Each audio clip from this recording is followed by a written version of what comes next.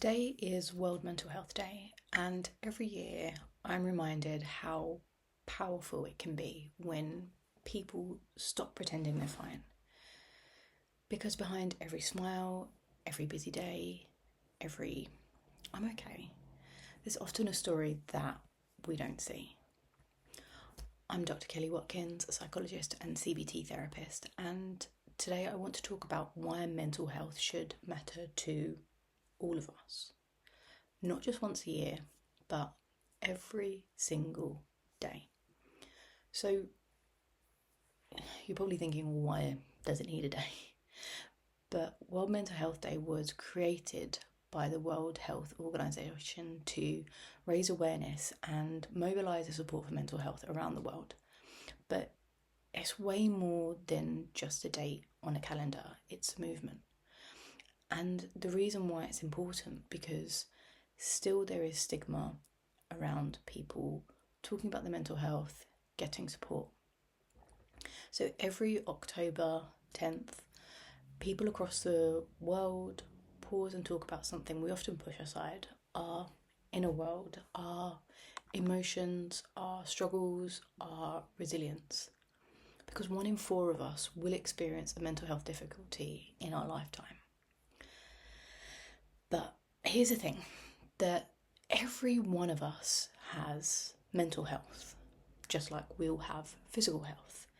It's not just about a diagnosis or if you go to therapy, it's about how we feel, think and cope each day. So why is it still so important that, as I said, the stigma is still there? And yes, we have made progress in talking about mental health, maybe even more so online, but the stigma and the silence still exists.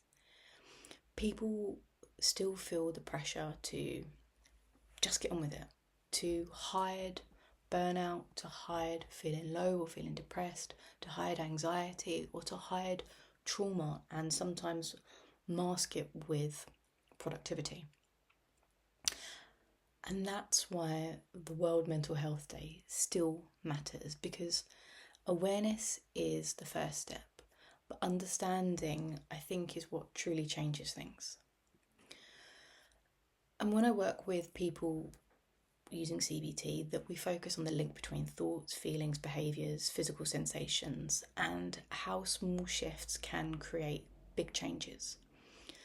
But you don't need to be in therapy to start caring about your mental health. And sometimes it's as simple as setting boundaries without feeling guilty. That could just be simply starting to say no to things that you don't want to do, that don't meet your needs, it just isn't something that you want to do.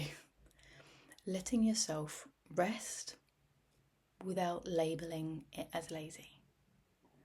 Saying that you're struggling and letting someone else hold space for that.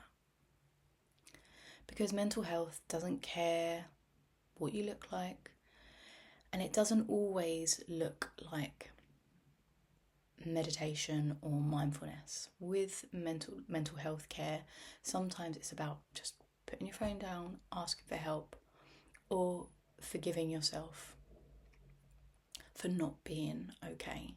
And to know that it's okay to say that you're not okay. And this year's theme is about mental health as a universal human right.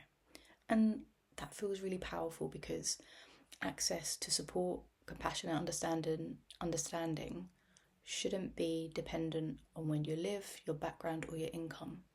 Because as I said, that mental health difficulties doesn't discriminate, doesn't care what you look like, it doesn't care where you live, it doesn't care anything like that, any other factors. It can still impact anyone and everyone.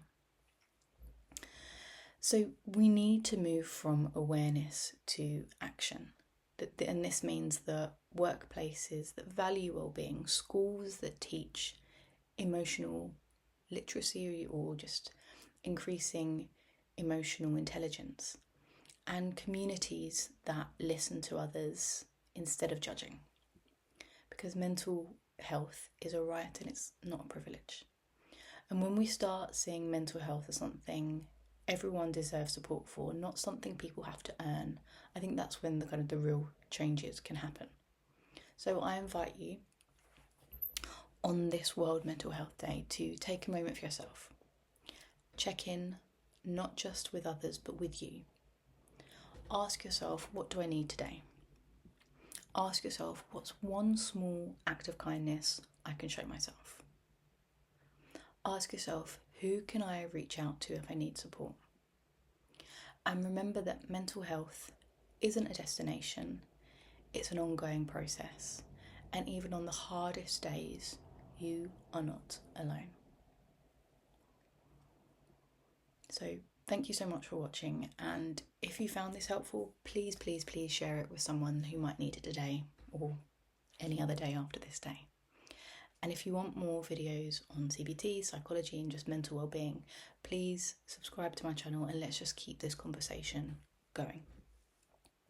Thank you so much for watching and take care.